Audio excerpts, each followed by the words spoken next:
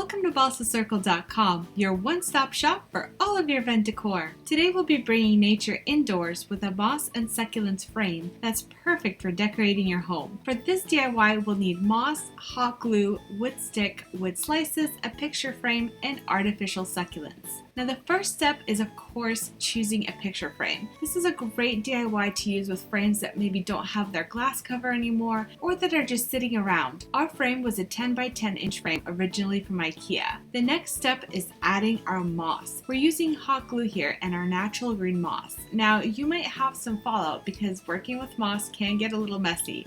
So just take your time with this step and really press it down so it connects with the hot glue.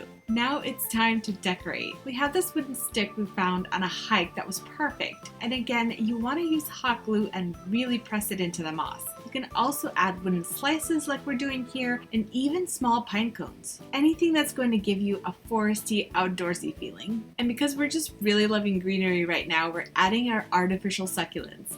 This creates a really fun look, but you don't have to limit yourself to just succulents. For example, if you want a more colorful look, then you can add silk flowers here and make it like a wildflower meadow design instead. Really let yourself be creative here.